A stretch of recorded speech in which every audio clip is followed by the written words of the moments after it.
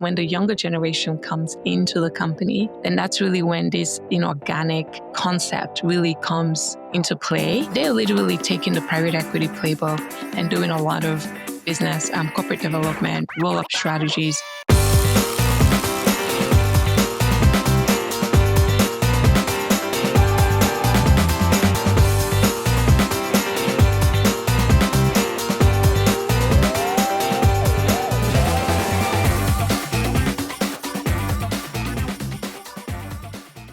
Welcome back to the Industrial Growth Institute podcast, where we try to weave together different threads of business growth for industrial manufacturers.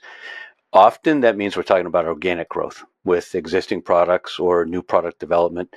Periodically, we look at inorganic growth, and today we're going to, I think, look at a different flavor of it all. I'm not sure what we may call it in the end, but I'm looking forward to a conversation. And joining me today to help us together take that journey of discovery is Belinda Ephraim.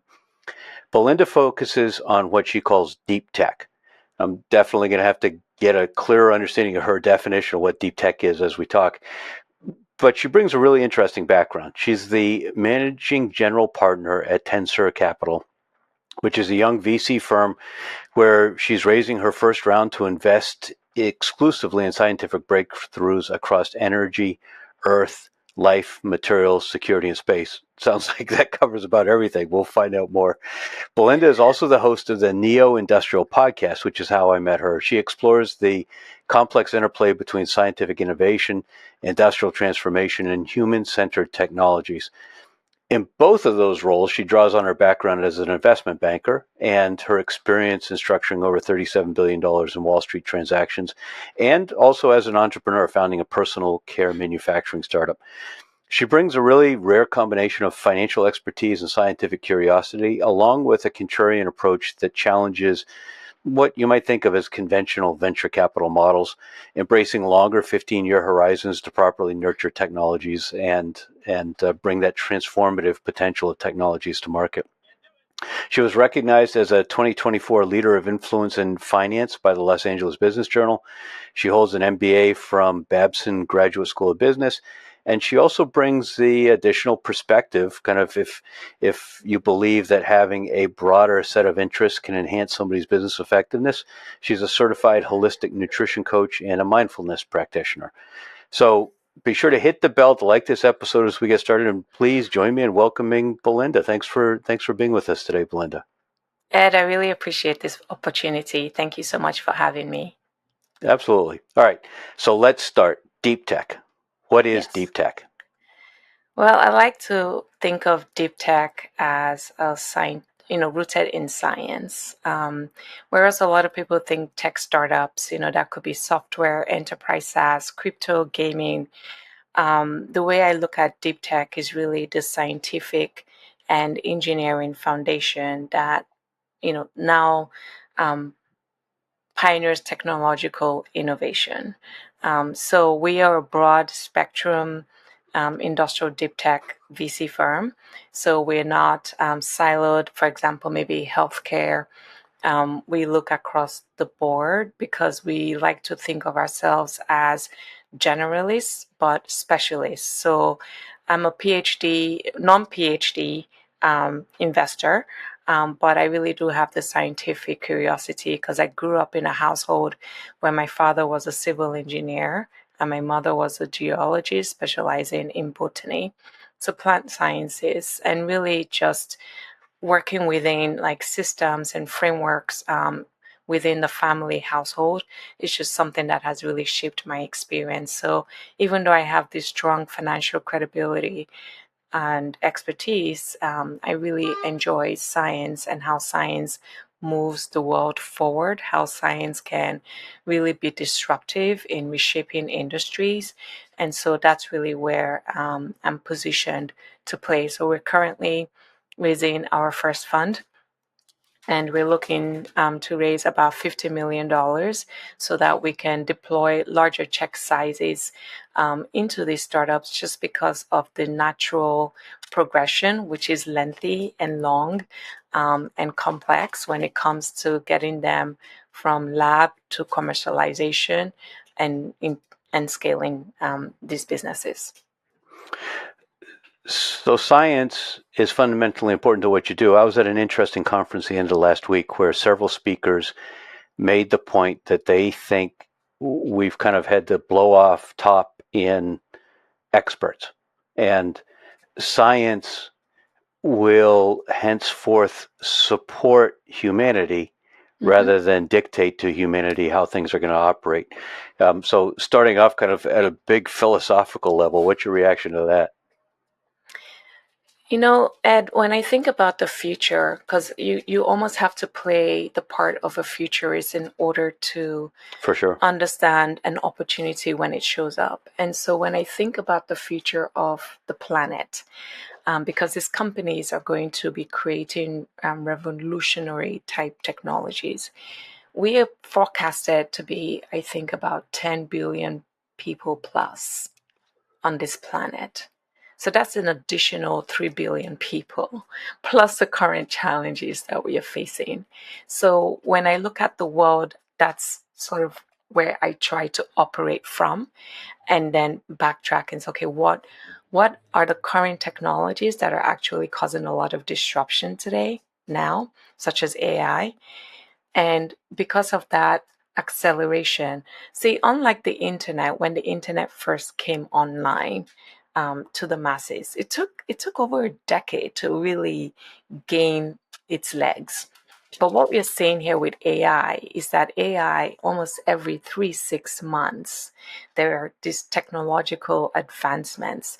And with those technological advancements, the very structure that the internet was founded on is not going to be able to handle the progress of AI. So, which is why now people are starting to look at infrastructure, the infrastructure of IT. And so, because if we don't get that right, whether that's data centers, whether that's maybe figuring out a different way to cool our data centers, whatever those technologies are, the semiconductor chips that used to be used in our PCs, our phones, our medical equipment, all that has to change. So the very foundational bedrock of technology is changing. And I feel that if you are a business owner, doesn't matter whether you call yourself a startup or, you know, entrepreneur, a C-suite executive, if you're not aware, or maybe you are aware but you're ignoring these shifts because Nobody does because that, do they? you might be surprised. A lot of people believe that change is what is it? It's a constant? It's like, nothing ever changes in your Right. world, um, and so, but that cannot be the case anymore. And so, how are you going to disrupt? How are you going to innovate with these new technologies? And AI is just the tip of the iceberg. There is quantum computing that's going to come, and that is really going to even fuel AI even more. So if Potentially we're, disrupt all our passwords. I I mean, it's mean, supposed it to be would, able it, to. yeah, it's going to be. I mean, if we think we are in a disruptive environment right now, Right. once quantum comes online, that's even going to be, and everything that we're building right now can change And because what that about would, technologies that have established a foothold but still seem to have enormous potential, like 3D printing in the industrial yes. manufacturing space? 3D printing seems to hold such enormous potential, and it's making very gradual progress, but somehow hasn't quite cracked the code, at least in my estimation, from my perspective. Do you Yeah. anticipate that these other kind of supplementary technologies are going to go back and help some of these long-standing technologies that have moved slowly suddenly accelerate as well? I believe so. The thing with 3D printing is that you have to consider the materials component to Mm-hmm. 3D printing, right? So if we if we don't really have access at scale to these materials, and maybe these materials are actually being sourced from one country and then exported to another country, for example, extraction of minerals from the continent of Africa across the continent of Africa, and then being exported out to Europe, India, China. to be used in this manufacturing 3D processes, and we don't control that, then I think that's probably where we're seeing that slow growth and that slow movement.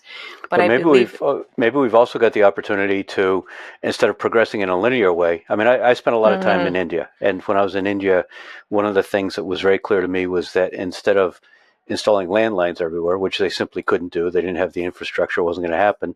Everyone would get mobile phones, and in fact, everyone got multiple mobile phones in case the one tower or network or whatever was down. There's a lot of interesting stuff about AI, particularly drug discovery, where they're essentially creating new molecules. I mean, it strikes me that if we go back to the 3D printing example, maybe the material scientists can use AI in ways to come up with completely new materials that are much more suitable for 3D printing and offer many of the same or even enhanced performance characteristics. It feels like that's where they start to intersect. bingo. And that's what deep tech is. Got it. All right. Well, I guess I needed you to help me explain it to myself so I understood it. Thank you. All right. So you ran an investment banking firm for many years with great success. When I asked you recently why you were jumping from that to starting a venture fund, these are my words, not exactly your words, but what I think I heard you say was that you had become bored. Yeah. Most people are thrilled to have acquired the latent knowledge so that their work becomes easier. You know, they can just kind of do things automatically. And you said, no, no, no, you were ready to break the mold. What drives that what's the right word for it? Your kind of your impatience or your need to try new things. You know what? I've been thinking about that lately, because I get asked that question a lot. So, point of correction, I actually worked with SunTrust Bank and Merrill Lynch Capital over a period of time in investment banking. So, the reason why I like to disrupt myself and learn is, first of all, I'm a lifelong learner. If I am not learning, if I am not growing, I actually mentally, physically, my body just doesn't work. My mind doesn't work. So I constantly have to challenge myself. And I think that comes from a couple of things. I'll probably start with my journey here to America as an immigrant. And so, when you've been disrupted out of your home country, and then you have to adapt, right? So you have to learn how to adapt to situations, to circumstances that either are in your control or outside of your control. And so I've always had that muscle built up over time. Some people will call it resilience, some people will call it grit. But I think for me, it's just now honed so much into my system that if I am in a place, that's why I refuse to be a specialist, because once you put yourself in the bucket of a specialist, then it's very hard for you to actually be innovative and to disrupt, Right. because you're not looking at hexagonal type of industries, or maybe you could get an idea because Apple did something, or you could get an idea because Dole bananas, why are they always fresh and green and never Right. they never ripen, like physically in your, in front of your eyes. So you're like, okay, what are they doing? And in order to bring perishable fruit to market, but still it's not, you know um, it's not overripe, Mm-hmm. pretty much. So when I look at things that companies are doing or how the world operates, having this sort of generalist mindset allows me to sort of break the mold and question, and then I can make a decision what I want to do. So yes, I am very good with investment banking. I started my own manufacturing startup because I wanted to understand what it meant to take something from zero to one and really get my hands dirty.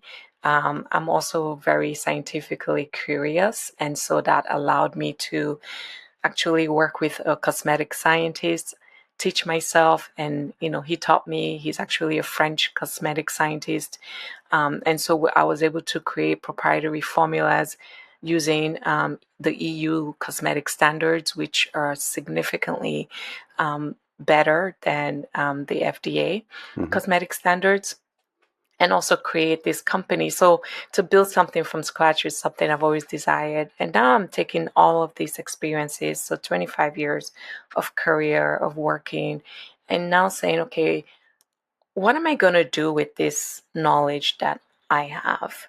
And how can I help other founders? And I really love this interplay of science, engineering, technology, again, because of my background, my experience. I've always had an analytical systems mindset. And so when I put all of that together, the industrial deep tech space really makes sense for me because throughout my entire career, I've always played in the industrial sector. Mm-hmm. So as an investment banker, Lockheed Martin, L3 Harris, CSX, Dole was my client. Bacardi was a client. So agro processors. You had mining, Florida Rock, Venture, Vulcan Materials, Geldwen. So again, these are all very industrial companies. And Right. so when I look at how they could easily be disrupted, I want to be at the forefront of that movement. So that's why I started TENSEUR Capital, this venture firm that I am launching and fundraising for. You mentioned grit.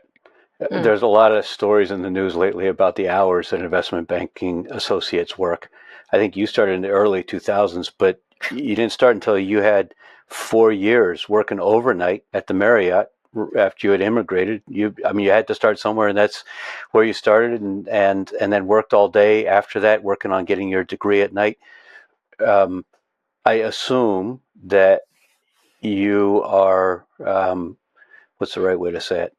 Skeptical of those who say that they're being asked to work too hard. Obviously, you've worked very hard over the years. I say let them. I'm going to do a Mel Robbins here and say let them do that. If that's what works for them, let them. But the reality of life is you really have to work hard. The idea that people expect someone, and I know he's not famous, he's not media friendly right now, or probably never has, but someone like an Elon Musk or someone like Toby, the founder of Shopify, this concept called founder mode, where you as the founder, even though you've reached a certain, pinnacle in terms of society's eyes, but you're still very much involved with your company. Those are the successful companies. Mm-hmm. So it's fine if you want to, work 40 hours a week, but I don't know if in throughout my life, if I took that approach, that I would be where I am today. I think I can say fairly confidently that you wouldn't be. I wouldn't be. And I don't know Right. anyone else who is lackadaisical in that approach and thinks that it's okay. Yeah, I don't understand that. And so, but I say if it works and the companies are willing to accommodate that kind of mindset, then great. But it's just, yeah, that doesn't even make any sense to me. I assume that in the founders that you're looking to work with, one of the criteria is just kind of an obsessive work ethic because they believe so strongly in this technology they have. Well, they have to, right? Because especially in deep tech, this is not enterprise software where Right. you can, just whip up some code. And not to say it's not difficult, it is. But to whip up code, create an app or something, and then go sell it. With deep tech, it's very different. There's this verbiage called product market fit in the venture world. Mm-hmm. In deep tech, for me, the way I say it, it's actually customer market fit. The product actually is not the goal. So the customer pain point is the goal. I've actually started coaching some of the founders that I'm thinking about deploying capital into once we close our first round. And as part of that strategy is really saying to them, listen, this is not a product market fit. Okay, you're creating edge AI neural neuromorphic chips on a silicon bed. So these are like little tiny chiplets, and I could go into why this is actually revolutionary versus like our regular semiconductor chips. But when they first built it, they had the product, they had the market, and they said, okay, this is where we're going to go. This is where we're going to take this technology. The problem with that is it you're not sure because it's so out of the current norm of what's being used right now. So you almost have to find the customer first, who then tells you, yes, this thing can help me. And then you go build the thing according to the pain point. Yeah, So it's very easy with disruptive technology to be right and be so early that the company has no opportunity. exactly. And so how about we take this innovation and go out and find a beachhead customer who can actually tell you, yes, this is something that I need. And then you build it to that customer's pain point and you keep going deep into that pain point. Right. Because then once you're able to commercialize with that customer, then you've worked out the kinks. All of the regulatory requirements that are needed are actually, have now been mitigated. Your ability to now scale that technology into other industries or into other customers is now more disruptive, and you can actually scale for growth, not just in your competitive market, but globally. And I tend to come at things from the marketing and sales side. And so I'm also thinking that an important part of that is companies tend to obsess about their technology. It's their baby. It's what they've given birth to. They imagined it. They experimented. They created it. And so that's what they want to talk about. But nobody cares about the technology. Nobody cares about the product. They only care about the business impact. And so we have to understand how to help prospects begin to ask the questions they should be asking, but they don't know to ask because this hasn't been there before, so that then we in turn can answer with our solution. Yeah. Yeah. Just back to this, to your point, I want to kind of tie in this startups experience. So when they first designed this chips configuration, they were planning on allowing it to be used in autonomous vehicles on the consumer level. So think Waymo, think the Teslas, the electric vehicles, because of the neural aspect of the edge AI technology in the semiconductors, and how the chiplets are actually structured on the base, the motherboard. And they were like, no, we want to go with Ford and we want to go with GM. And we were like, well, I've listened to these companies, their annual, quarterly earnings calls. This doesn't seem to be a priority for them right now. So you're chasing something that doesn't even make sense for them right now. It's not a priority. And so it was really just educating and sort of shifting the mindset to, okay, who really is interested in what you're doing? Come to find out, defense. Oh, okay. Well, they have autonomous vehicles, right? Okay. So, what are some of the challenges that they're experiencing with their autonomous vehicles that would make them interested in this technology that you're now bringing to market? And so, the pivot, and it's always good to be able to advise and assist founders in reshaping their thought process around this product market or customer pain point fit framework, and then saying, okay, how about this customer over here? And then them having that initiative to now go out and actually talk to that customer, define what that customer's pain point and how that technology could be used. Right. And that has actually started to really move the needle for them. They just recently won a CRADA for electronic warfare, which is important because now there are no more casualties, human casualties, involved, and now they can take these microchiplets that they have and embed them where they're more energy efficient, and they're actually faster performance than probably some of the largest semiconductor chip makers in the Maybe you should have market made right your now. investment before they got that contract. Well, I've already received a pre-allocation Good. in the seed round, so that's sort of the way that we are building our pipeline while we are fundraising with these companies. Got it. All right. Before we get too far ahead, I want to Yes. understand you coming to the U.S. We've compared notes on some of my adventures in Abuja and Lagos and Mm. elsewhere in Nigeria. I told you I used to carry a 234 phone number for several years, so I kind of understand a bit. But tell me about that journey, why you came to the U.S., why Florida, etc.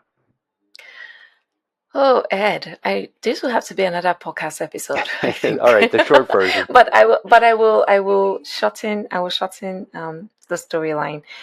Growing up in West Africa, I was born and raised in Lagos, Nigeria, West Africa, and attended school, secondary school. My father was a civil engineer in oil and gas, and like I said earlier on this episode, and he actually received investment to start a building products manufacturing company um, in West Africa that would export across West Africa and into Europe. His suppliers were across the board, China, Europe, and also Africa as well.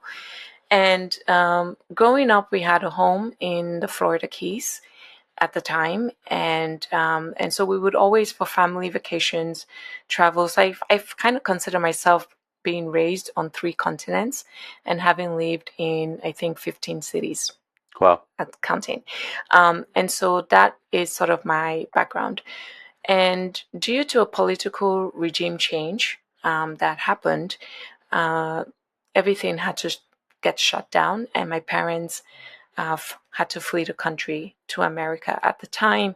Well, number one, because they had their home here, Mm-hmm. and number two, because I was actually sent here to America to study in my university. And so, since both of those things were here, that's what made them decide to come to America, Got it. anyways. So, that's kind of like the first leg of my journey. But then I had to drop out of school in order to help my family. And so that's when I started working at the Marriott's. I had 3 jobs working in the same hotel. So, which was a smart thing because then I could just quickly shift and I was still Right. in the same uniform and it didn't really matter. It took less time to commute. And then from there, I actually decided to go back to school. I found one job now, working as a financial advisor, as a wealth management analyst, and then went to school at night while I was working during the daytime. And And then so you got that's, into investment banking before you yes. got your MBA. How'd Yes, you do so I that? got into investment banking because at the time that I was a wealth management analyst, I remember this was during the time of the AOL Time Warner merger, and again talking about the internet, and tech. And I was very fortunate that at the time that I came to this country, and I think this is something I always remind myself of, is that I came at the right time. I came during the nascent phase of the internet when, it was CompuServe, it was a black box, Right. little square with the green blinking icon.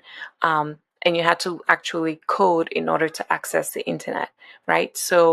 Um, so I'm very blessed that I came in at that time because I think it's really what enabled me to really grow my career compared to like maybe other predecessor immigrants that have Mm-hmm. come into this country that maybe at the time that it came the internet wasn't a thing, so they really had to work extremely hard. Not to say I'm not working hard, but they really had to work harder physically, Mm-hmm. whereas with me I have to work harder using my brain and using the tool that I have access to. So that merger was playing in the background. It was iconic. And all I remember saying to myself was, I want to be those guys. That's it. I didn't know what investment banking was. I didn't even know what they were called. I was just like, wow. And everyone was glued to their TV, watching, the regulatory things they had to overcome. It was just spectacular at the time. And and so when I went to school, I was like, okay, I know I want to do finance. I want to be an investment banker. And that was pretty much it. And so that was the path that I took. So that's why what made me decide to major in finance. And I went to the University of Florida, finally, after graduating from community college. And then even while at UF, again, I don't have a safety net in this country. So I still had to work nighttime. Right. So now I flipped the dynamic, went to school, 8 a.m. to whatever time, went home, slept, because then at night I had to work at Shan's hospital, which was a trauma level 1 hospital, and it's teaching hospital. And I did that for 2 years, and then I graduated, which I think sometimes was a miracle because I didn't have an investment banking internship, which is usually the path. Right. But I knew what I wanted. And so what I did was I reached out to SunTrust Bank because they were the only bank that had an investment banking division in the Southeast region at the time. No other investment bank was recruiting in the Southeast, mm-hmm. right? They were all like New York. So you had to go to New York to intern. Right. And I didn't have that privilege. And so I said, okay, who recruits here? Because they were recruiting in the Southeast region mostly for wealth managers. And I was kind of like done with that already. I gained what I needed to know, and I knew I wanted to be an investment banker. So what I did was I reached out to a recruiter, and I wrote a really beautiful letter. And I said, listen, this is my situation. I'm not privileged enough to have an internship. I cannot afford to take 6 months out of my summer to go to New York. I have no money. But I said, this is what I want to do. Please, when you come to campus, would you consider, I know you're interviewing for XY, because, the positions. I know you're interviewing for this, but can you please interview me for an investment banking position? And she said yes. And that was it. And that's how I got into investment banking without going the true and tried country club, who you know route. Right. I just pretty much asked for it when she came. She interviewed me. I was the only person in the entire school she interviewed for that position. Wow. And I almost didn't get it. It wasn't until maybe because, a lot of people want to work in New York at the time. So they received those offers finally, and then they kind of let go of SunTrust Bank because it was a regional bank. And so that's how I got into investment banking. And then after working several different jobs, including with Siemens Finance, which I didn't realize Siemens had an investment banking arm, but then you found your way up to Boston and you got your MBA at Babson, you did Mass Challenge, you were bitten by the entrepreneurial bug. I assume that's when you started your cosmetics business as part of the Business Challenge? Yes, absolutely. I was the student lead. So Mass Challenge, for those who are listening, was an accelerator or is an accelerator in the Boston downtown area and across the Boston community. And Babson at that time was really trying to be and this was during Leonard Schlesinger's presidency at Babson, was really about this entrepreneurial thought and action. And so they partnered with Mass Challenge to create something called the Babson Hatchery, where Babson startups or entrepreneurs would actually partner with Mass Challenge, access to their resources, access to co-working space. And just it really allowed me to kind of talk with other entrepreneurs that were part of the Mass Challenge accelerator on their own, as well as kind of like collaborate with a lot of the Babson startups that were coming up at that time. So yeah. And no stranger to making bold decisions. At that point, once you got your MBA, then you set up your own boutique banking firm, right? Yeah, so once I got my MBA, I went back to New York. I did a little bit of real estate because the markets were still, no one was really hiring at the time. And so I got my real estate license just to kind of kick the tires. And I also wanted to learn sales. I had never sold anything before, and I was like, well, I have my analytical mindset. I know how to analyze real estate, but I've never sold anything. So I'm going to sell the most difficult thing in New York City. And so I did that while I was still trying to figure things out. And then I got into infrastructure finance. So, financing and underwriting, the build out of highways, affordable housing, but in the emerging markets. And so that actually gave me a little bit more global exposure in my repertoire along my career path. And so that's, what led me to now say, okay, and because of that, because of working in affordable housing and also hospitality projects that were being built in emerging markets, it led me to actually get into hospitality, and then I got into hospitality and they were like, well, you're not a hospitalist. I was like, oh, I don't know what that means. But I was like, I did, clean floors and I was a banquet caterer, but, that was however many years ago. Right. But I am very familiar with the hospitality industry. And so they actually started me out as an analyst. So I had to take a major step back to enter that industry. But I would tell you, Ed, by the time I was done 5 years later, I was a chief revenue officer. Wow. So I think I want to tell that story because a lot of people assume that because in life, you might have to start over again, and that it is okay. Because when you have the experience, and this is where the hard work muscle comes into play. If you look at life and you expect that you should only work 40 hours a week and be given a 6-figure income, and then life throws you a curveball, Right. I will guarantee you that you would not be able to withstand the challenge that is Curl in up on front the of floor you. and feel sorry for yourself. Correct. And then that's when the mental health issues start, because you've not um, really taken the time to exercise the muscle, the brain, to say, you know what, Resilience. for 50 hours, 60 hours. I was working, some weeks I worked 80 hours. Right. All right. But that, so anyways, but yeah. So now VC, where does the name TENSEUR come from? So tenseur is the French word for tensor. And tensor is, again, I'm not a scientist or engineer, so I'm probably going to even blunder this, but it's really about the algebraic expression of friction. And, everything is algebra, I guess, in science, engineering. And so when there's the tension, the between the algebraic expressions, and that really is tensor. Got so it. The full name of the company is actually TENSEUR Capital Vector Collective. So Got it.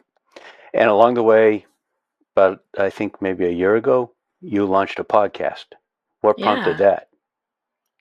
I wanted to have intelligent conversations. I think that's when I realized. So when I first moved, so after I was done with my startup, I wound it down. I decided to start up an M&A practice. But I realized I wasn't having two things. I realized two things. I wasn't really having intelligent conversations.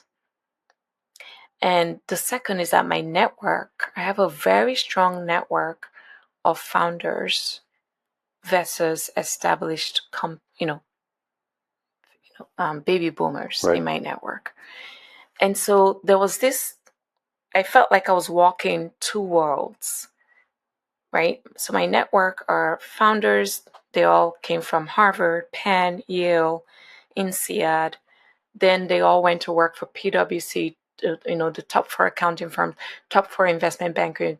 They all work for Tesla, they work for NASA, they work for Raytheon. So the conversations I was having was very different from when I would now start to switch to working with, small, medium-sized, lower middle market type companies.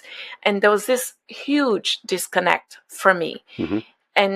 And so I founded the podcast to sort of try to attempt to bridge that chasm for me. But and then I think during those conversations is really what helped me refine where I wanted to play. And I realized that being an M&A advisor was not what I wanted to do, because it didn't give me joy, because I really wasn't really tapping into my network and the people that I want to have intelligent conversations, especially around, again, I'm a disruptor. I disrupt my life, right? Especially being an immigrant in this country. Right. So I'm wired for that. So there was a huge disconnect for me.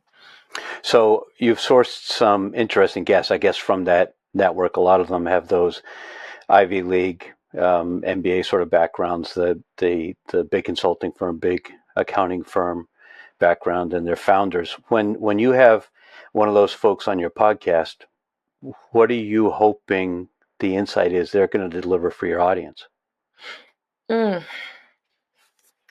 So Ed, as you know, you've been a guest on my show, and I'm wondering which of those buckets of contacts you put me into.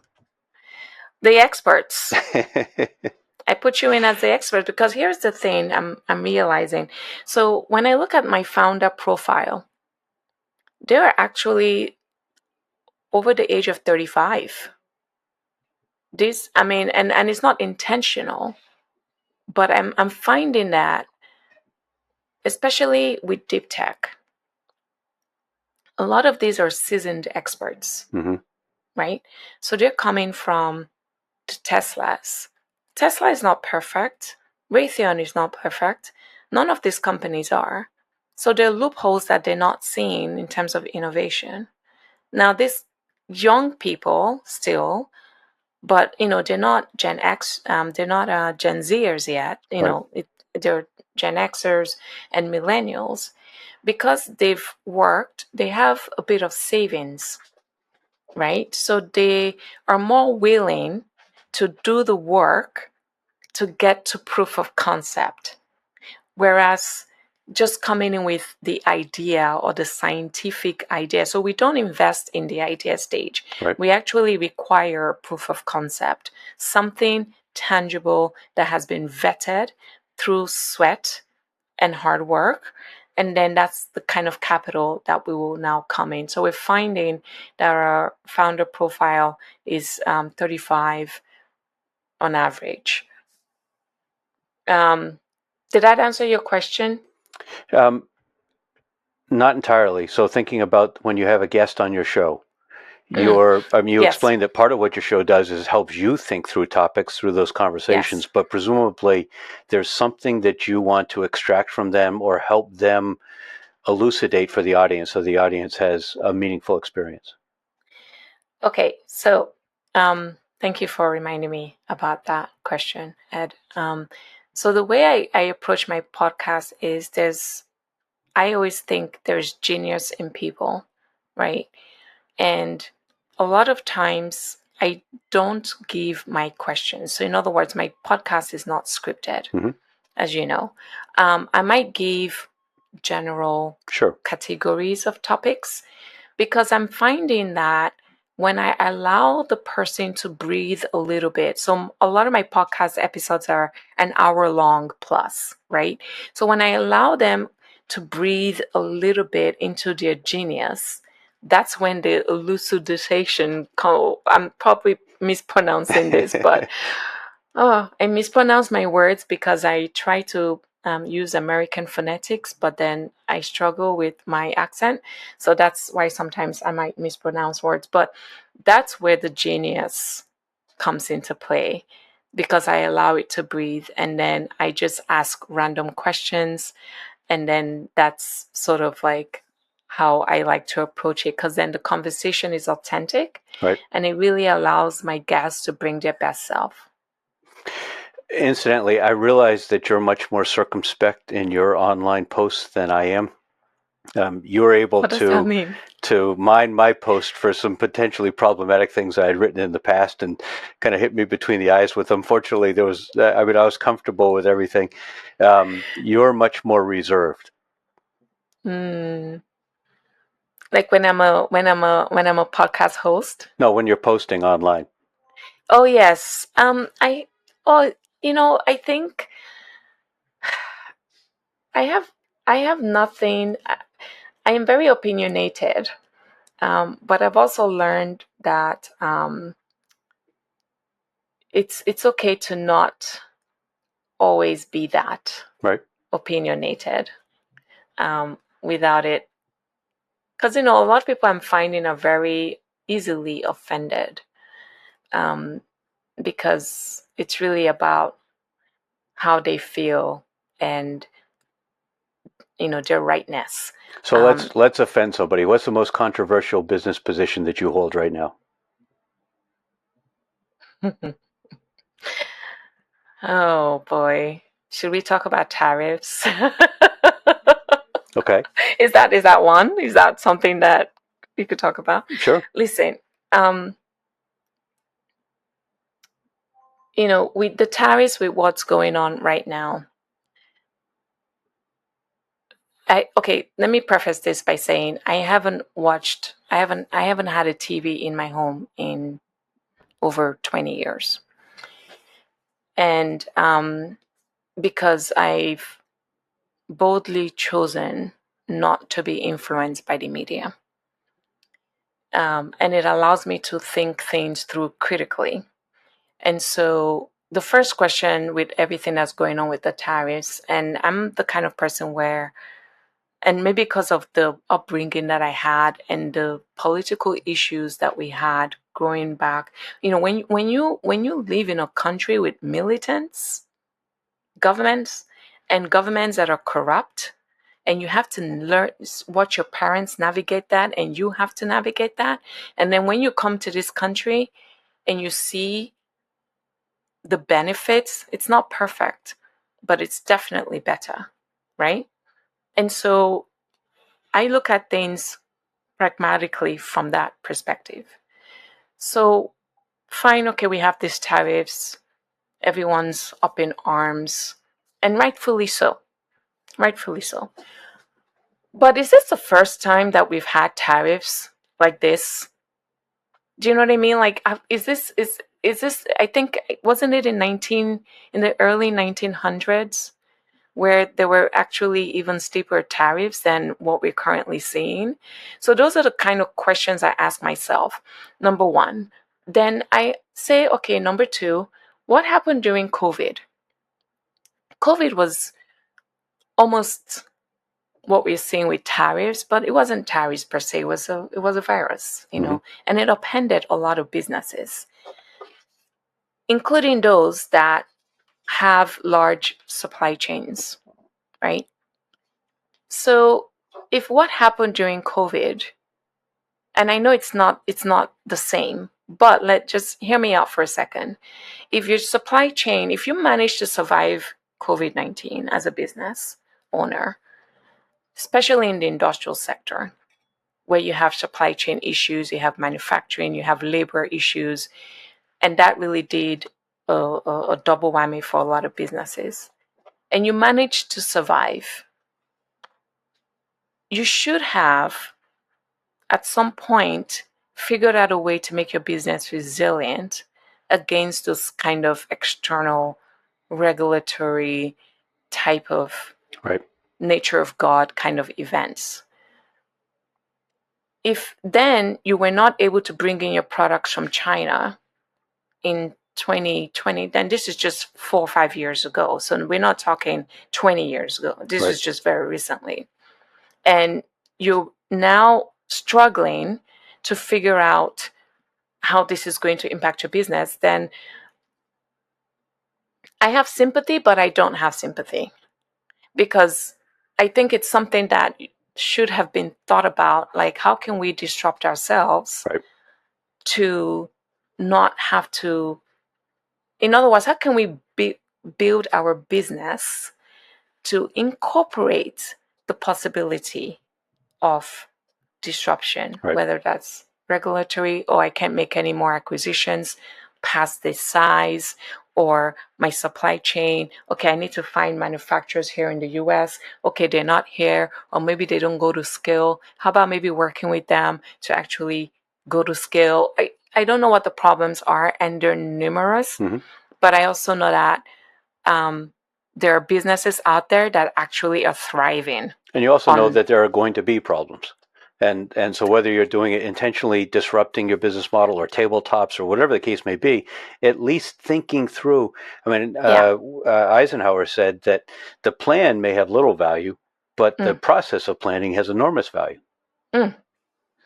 God, yes, that's it. And a lot of and so that is really what kind of,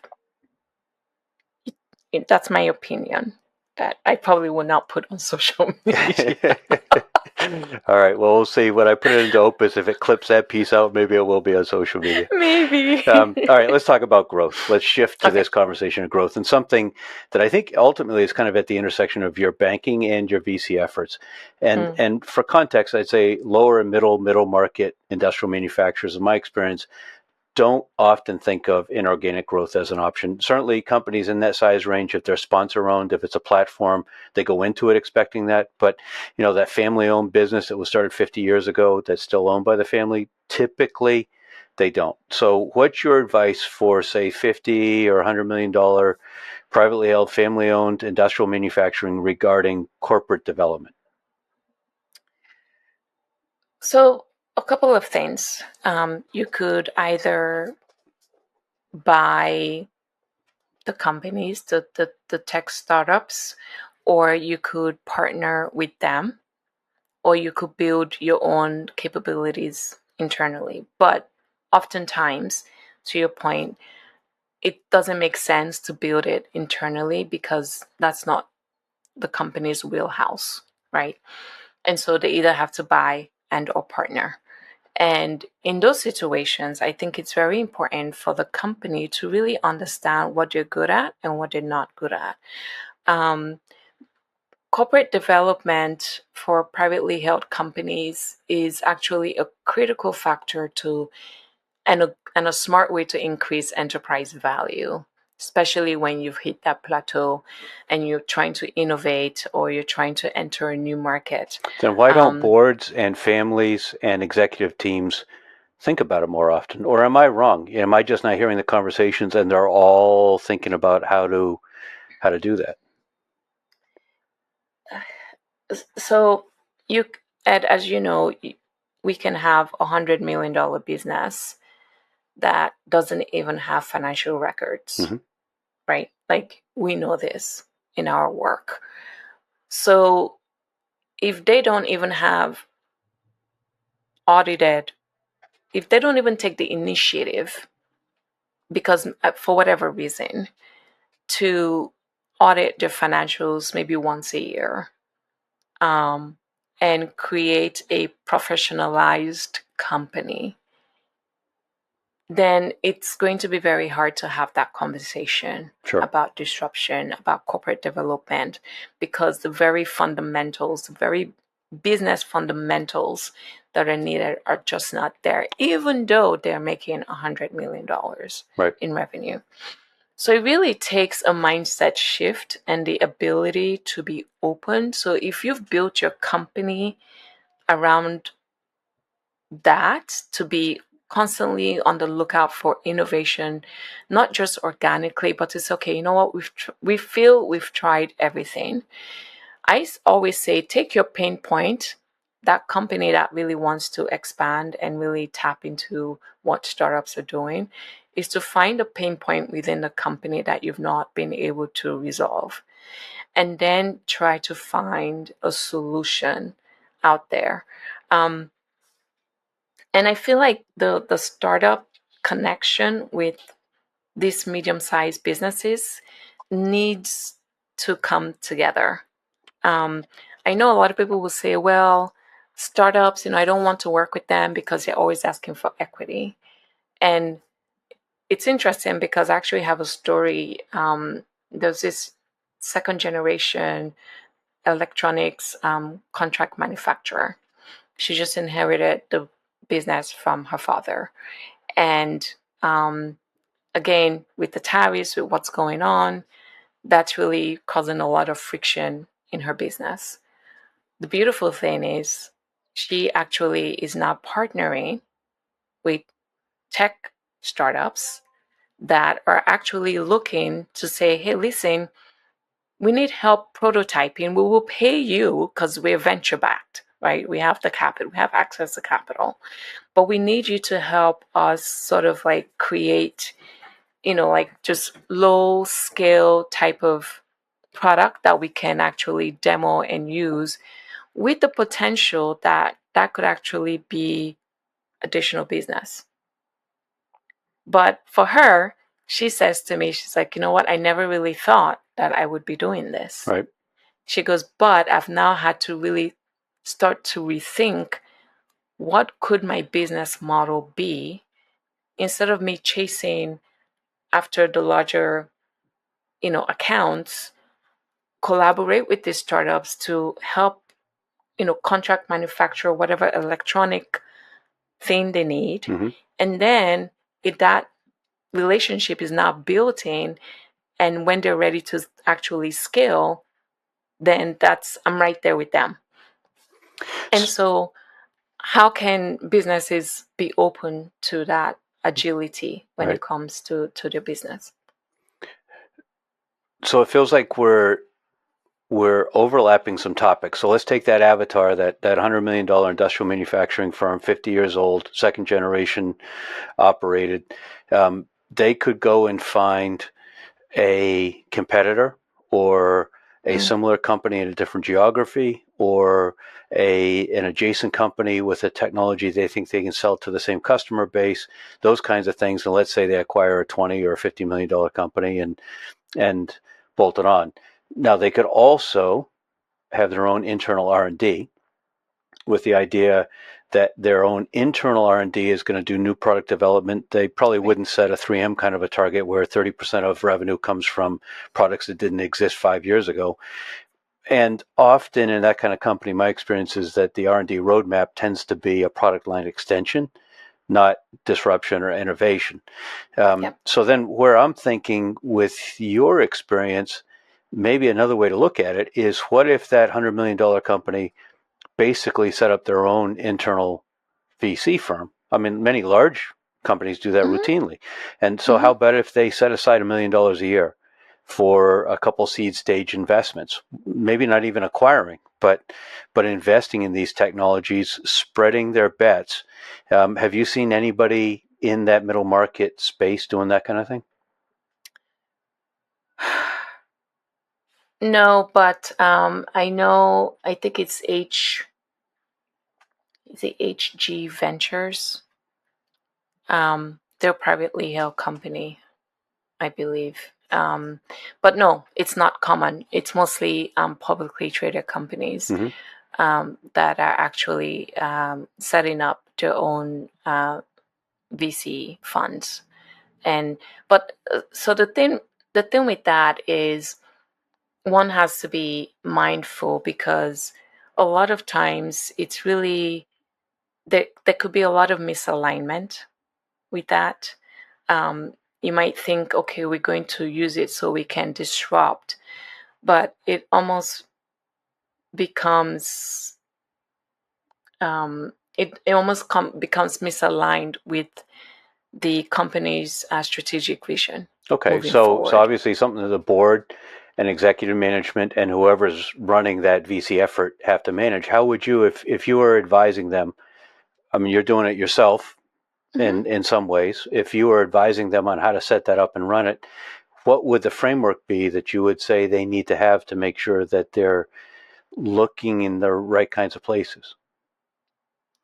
Well, I think it's giving room to invest in technologies that might be outside of their core Mm-hmm. business. Because I think a lot of times the corporate VCs tend to only invest within So then it almost defeats the purpose of being disruptive and actually investing in innovative companies, because then it's almost limited to only what the company does. Right.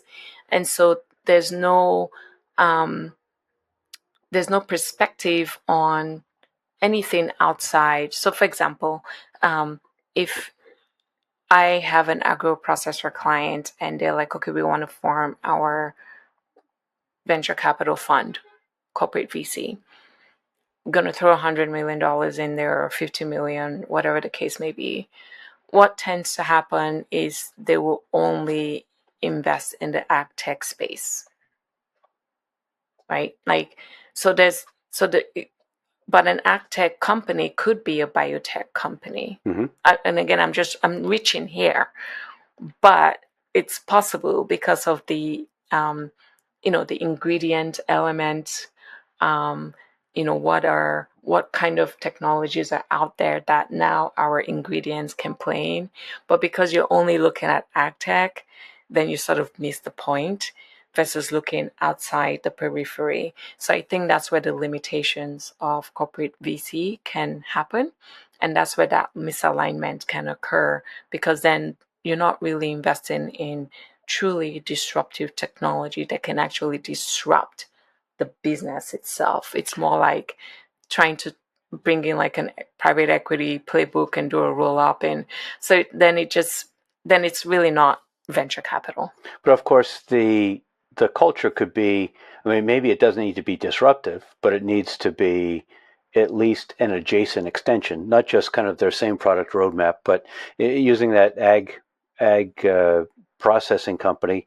I mean, it could be blockchain for tracking back to the Correct. farm and organic certifications and things like that. So if they're primarily working in grains or processing grains, the other stuff could be really important, could grow very quickly, could have significant profit opportunity, and importantly, could help them get into accounts that they're not in with what they do every day. But Yeah. it's not completely disconnected from what they do. Correct. Yes. And I think that organizations' cultural readiness for change is also very critical to support that corporate venture capital arm that they're putting together. So then that way, there really is that discussion between the C-suite and the fund itself. And if the executive team isn't pushing it, in your experience, is this something that the board should be stipulating? Yes, but if I think it's both. Both have to, because even if the board stipulates it, the C-suite still has to be involved. Sure. So yeah, it definitely has to be more holistically thought through. Corporate bureaucracy can really cause, and also the impatience too, because when you're talking about investing in blockchain, for example, that takes time, to flow through the verticalization of the business, for example. So a lot of times these organizations might have like short term, which is kind of like the problem with CVC, is that there's that short term sort of mindset, and it's really about nurturing long gestation, high risk innovations over time. So I think that could also be a disconnect. So how do you find the technologies that you're working on? I find them mostly through my network. So a lot of my pipeline right now is proprietary to my network. And so I tend to attract overlooked and under represented founders, whether female, male, that maybe don't fit that 1% Silicon Valley stereotype of what a successful founder should be. And because again I have that scientific curiosity, so I don't come in acting like I'm the expert. And again, I think this has just always been my approach, is I'm I'm like, hey, tell me about your technology. And I might have my opinion, but I think when I give the founder room to be able to explain that to me, and even though it doesn't fit the typical mold of, quick scaling, let's get this going, let's sell the company, let's invest and then sell the company in 3-5 years. Those are the things that I think about when I'm looking at companies and how it fits within the framework, for where I want to play and where I see myself and my team of advisors helping them shape that strategy and that go-to-market piece. And you must consume a lot of information across a lot of topics in order to have the framework to recognize something when it's relevant. What podcasts or YouTube channels or blogs do you subscribe to or particularly recommend as a good way to internalize a lot of the potentially disruptive technology changes that are going on? So I read a lot, actually, because I do use Because the you're not watching podcast, TV. right? Because I'm not watching TV, and I read a lot. I listen to a lot of audiobooks, and do a lot of I listen to a lot of podcasts. So, but nothing like I'm not intentional. Mm-hmm. Like, because I found that a lot of podcasts are great information, but sometimes it can be very what's trending, Right. what topics are trending. And because of that, I try not to use podcasts as a arsenal in my toolkit.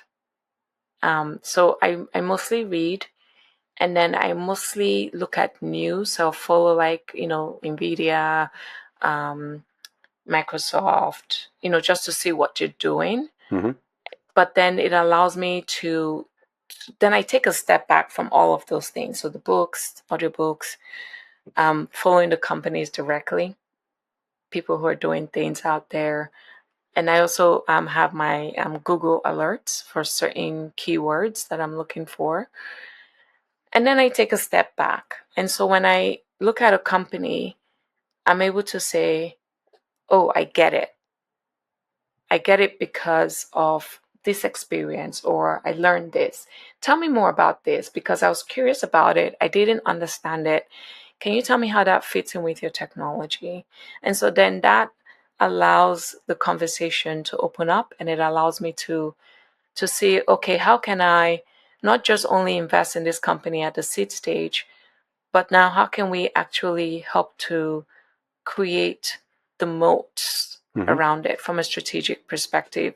How can we help them create more network effects when it is the right time? How can we verticalize? I'm a big fan of verticalization. Outsourcing is great, but if you can verticalize most of your stuff, I think oftentimes you kind of create this sort of competitive moat around the company. So those will be the things that I'll start. Then that's when I'm going to start piecing these disparate pieces and talking with the founder to say, what are your thoughts on this? Is that How something about that you're art? thinking about? Do, Oh, do, yes, do you art. Oh my gosh, How about art history? Do you is, expand to those areas to inform yes, your analysis? yes, art, history. Uh, yeah, I do. Yes. Yes. I think even more so than, yeah, yeah. Yes. Art is history. Um, I look at, I like to look at geology even sometimes, especially when it comes to clean tech. So I'm a very big believer in root cause. Mm-hmm. Thinking, or trying to understand, okay, what's the root cause in order to fix something. So when I look at clean tech investments, I'm not even looking right now at electric vehicles per se, or electric batteries or solar panels. Like, I'm looking more like, what is the earth doing? Like, I'll ask those questions because I'm like, okay, everyone says CO2 emissions are high, we have to get to net zero. But if we get to net zero, that means that we can't function as a society, as a human race. Right. We'll I'm be more dead. worried right now about the rapidly shifting North Pole, magnetic North Pole, that So nobody seems that's to have it. figured out. So exactly. So then I'm thinking, okay, if we take away all of the rhetoric around this idea that CO2 emissions is only generated by man, industry, planes, transportation, but the Earth is doing a lot of things, right? The North Poles are shifting, tectonic plates are shifting, the ocean bed, something is going on there. So those are the kind of ticklers that I would sort of put in my periphery. And then I start to question, so what is the Earth's contribution to CO2 emissions? Right. Then I start to ask those questions.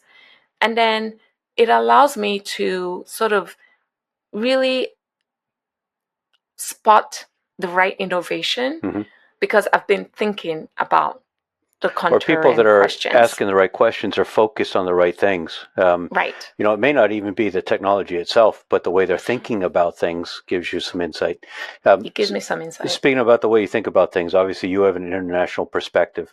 From a manufacturing lens, I feel like the U.S. is in a pretty strong position right now. Do you agree? Are you only investing in the U.S.? Are you looking elsewhere?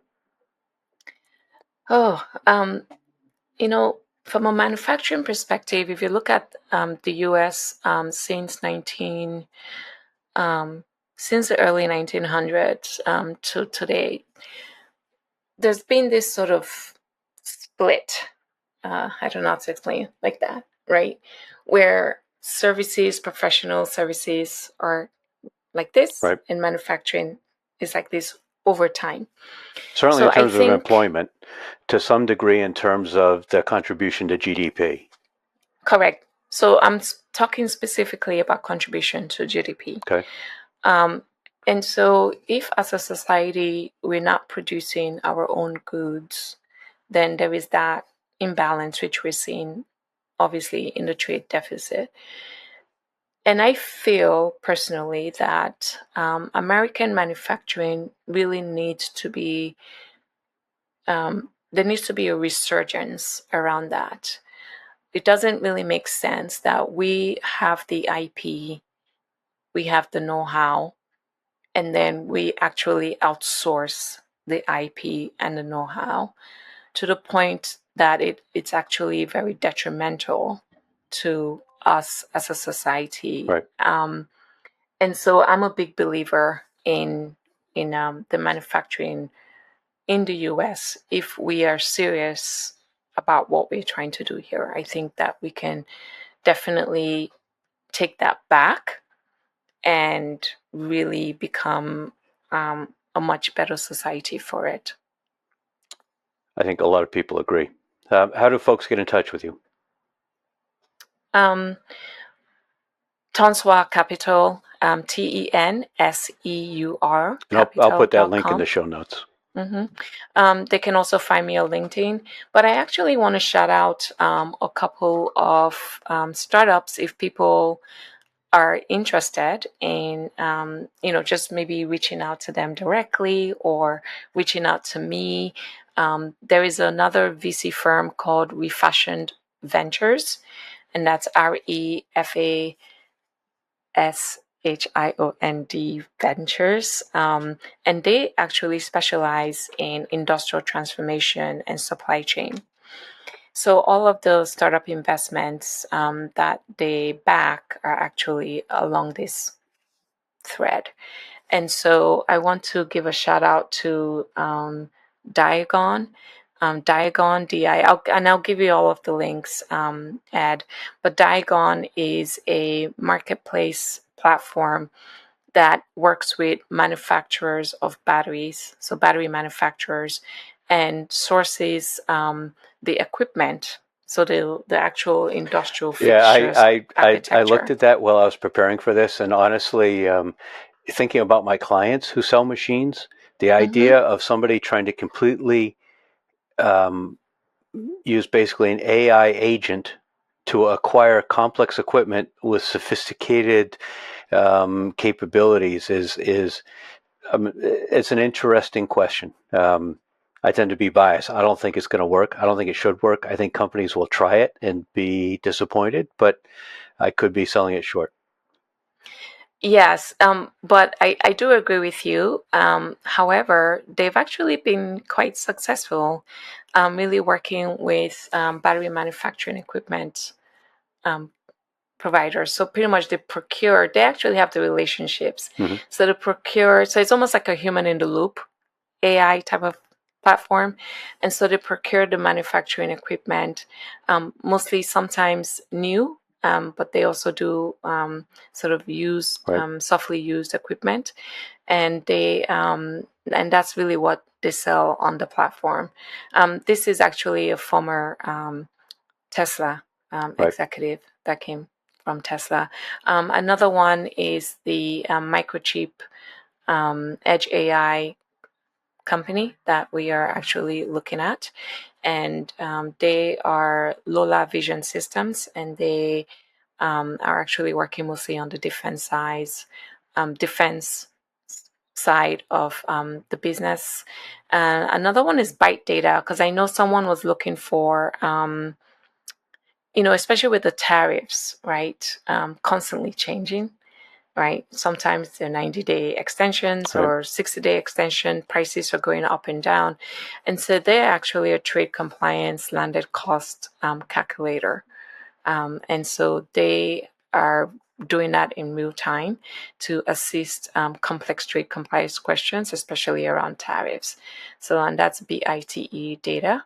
And lastly, parsimony, which is it's a parts manufacturing supply chains in terms of efficiency gain. So let's say if you have a part you build on a motorcycle and there's a part that maybe with the tariffs are impacted, they actually have access to a database that can actually recommend a substitute part that can be sourced more efficiently across the globe. So those are the things that we're starting to see and really help drive the conversation to help businesses really get get going in exploring some of these tools. Cool. Yeah, get me those links and I'll put them in the show notes. Yeah. So, help wrap us up. 3 minutes on how you would say middle market industrial manufacturers should think about inorganic growth and or growth by investing in new technologies. Well, I think first is get the house in order, and assuming that the house is in order, these are options to definitely play, or should I say consider. I think a good company that does this really well that I follow on LinkedIn, I don't know them well, but they're called Nix Industries. So I think it's either like a second or third generation. And I'm finding that's probably where a lot of these companies is when the younger generation comes into the company, Right. then that's really when this inorganic concept really comes into play. So I think it's like the new generation, however many year old, but Nix Industries, I believe, is the name, and they're literally taking the private equity playbook and doing a lot of business, corporate development, roll Interesting. up strategies. But I don't know if they are really now taking a step back to say, okay, how can we actually innovate Right. around this, and what does that look like? Should we now go and buy it, or should we figure out maybe create a corporate VC in Right. house, and what does that look like? So I think it's those all of those things definitely have to be in play. The willingness of the corporation on the C-suite level, on the governance level, from a board perspective, and also from the middle management, and trying to see how, because your people know what you should do, but a lot of leaders don't ask Right. their people. They don't really think that the shop floor has the answers. Um, And so sometimes it's really being able to have a communication channel that is really two-way. So then that way you're not making the wrong investments, even if you do decide to go and decide to grow your company inorganically. Makes sense. Thanks for a great session, Belinda. Thank you for having me, Ed. I really appreciate this. My pleasure. And for everyone listening and watching, please give this episode a boost, like it, share it with a colleague, comment on something. And by all means, of course, I'd welcome you subscribing on your favorite outlet for listening or watching as well. Thanks for joining me today for this episode of the Industrial Growth Institute podcast.